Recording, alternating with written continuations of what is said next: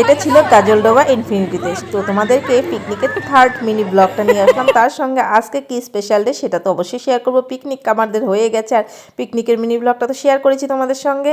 তো এখন চলে আসলো বার্থডে ব্লগ। আজকে ছিল আমার বার্থডে, তো সেই জন্য কিন্তু সেই পার্টটা মানে পার্ট 3টা নিয়ে চলে এলাম। তো এটা এনেছে আমার হাজব্যান্ড, আর এটা দিয়েছে আমার বাবার বাড়ি থেকে।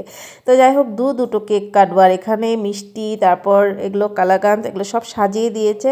আর আজকে আমার জন্মদিন ছিল বলে কিন্তু আজকে নিয়ে গেছিলো বাইরে ঘোরাতে। আর আজকের জন্মদিনটা একদমই স্পেশাল।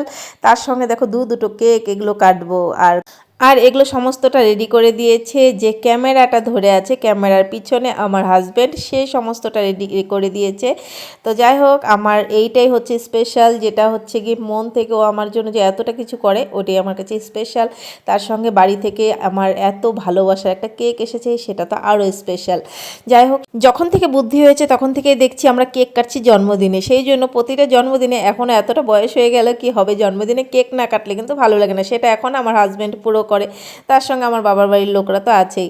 আর এখানে দেখো মেয়ে মিলে আর আমি মিলে কেক কাটছি, আর ভিডিও কলে কিন্তু সবাই আমাদের মানে আমার বাবার বাড়ির সবাই আছে ভিডিও কলে। তো সবার সঙ্গে ভিডিও কল করছি আর কেক কাটছিলাম। তো যাই হোক, এখন মেয়ে খাইয়ে দেবে। মা যেহেতু হয়, মায়ের আশীর্বাদ তো বেশি দরকার, তাই না? আমার জন্মদিনটা যাতে স্পেশাল হয় সেটাই কিন্তু আমার হাজব্যান্ড চেষ্টা করেছে, আর সেটা সফল হয়েছে। আজকে পুরো দিন খুব এনজয় করেছি। তার চেয়ে সবচেয়ে বড় কথা হচ্ছে আমার জন্মদিনে ও আমার সঙ্গে আছে, সেটা তো সবচেয়ে বড় খুশি।